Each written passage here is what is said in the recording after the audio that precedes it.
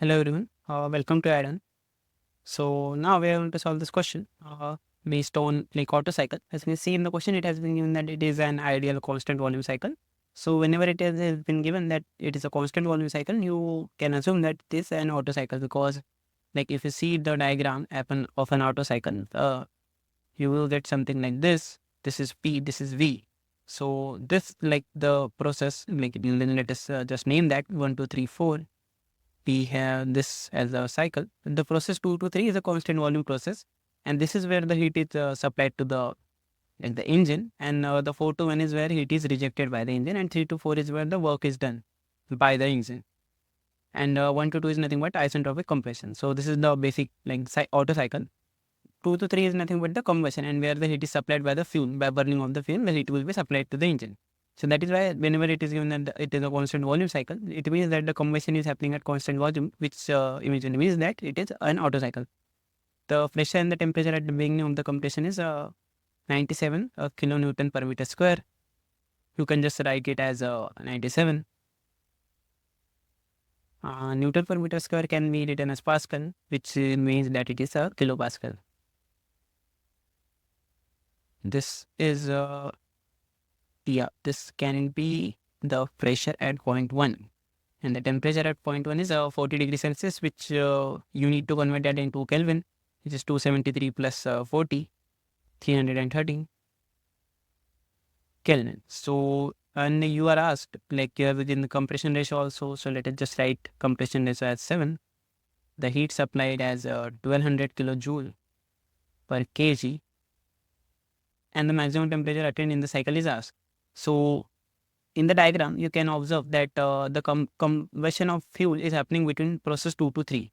So let us say you have some temperature at T2, and then you are adding the heat to it. So temperature will naturally increase, and it will go up to point 3, where the temperature will attain its maximum value. And then it eventually, because of the expansion we are at 3 to 4, it will again decrease.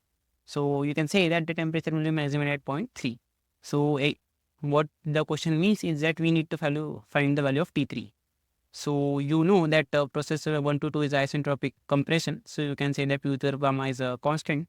And if you like use PV is equal to RT as the ideal gas equation and put it here, the value of P, you can get as RT to the power V to the power gamma minus 1 is constant, and R is nothing but a constant. You can take it on the other side and say that it has again becomes something constant. So T1 V1 to the power gamma minus 1 becomes T2 V2 to the power gamma minus 1. And you have the value of T1, you have the value of V1 by V2 as compression ratio, because V1 is nothing but this is the volume before compression, and T2 is nothing volume after compression. So volume before compression by after compression is nothing but the compression ratio. So you have T1 into V1 by V2 to the power gamma minus 1 as T2, which can be found out using like T1 is 313 into compression ratio is 7 to the power gamma minus 1 is 0.4. So we have 7 to the power 0.4 into 313. We have 681.68 Kelvin as your answer for T2.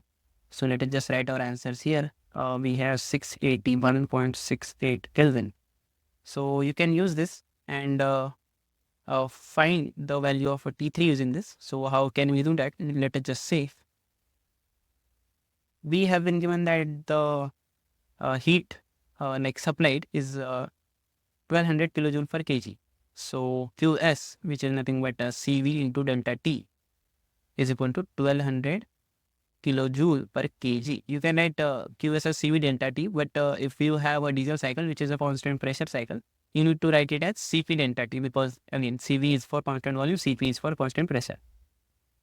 So you have Cv as a 0.718 kilojoule per kg Kelvin, and to delta T as T3 minus T2, which is T2 you can just directly write Kelvin is 1200 kilojoule per kg. So you can see the units also like match. Units should match. That is how you know that you are doing like you have applied the right equation or not. So you have 0.718 like 1200 divided by 0.718. So T3 will become T2 plus 1200 divided by 0.718. T2 is nothing but 681.68. You have 2352.98. So T3 will become 2352.98 Kelvin. So this is how you can find your T3 using the heat supplied, like the equation. So you have found the maximum temperature now.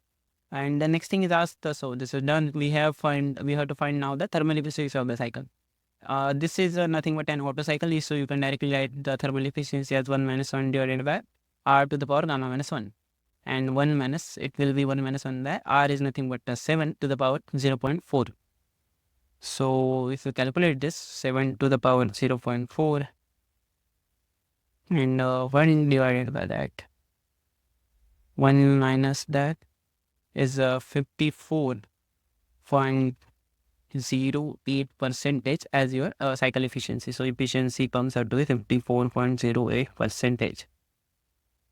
So this is how you can find your cycle efficiency. And the next thing which we are required to find is the work done during the cycle per kg of working fluid. So as you know that efficiency is nothing but the work done divided by heat supplied. So we have been given the heat supplied, we have know the efficiency, we can easily find the work done. So work done will become efficiency, which is 54.08% into heat supplied is 1200 kilojoule per kg. And we have been asked to calculate per kg working fluid only. So we will not change the unit as kilojoule per kg. We'll keep it like that. We have 54.08 divided by 100 into 1200. So it becomes 648.96. So we have work done at the 648.96 kilojoule per kg. So yeah, this is how you can solve this question. It was a simple question based on Otto cycle.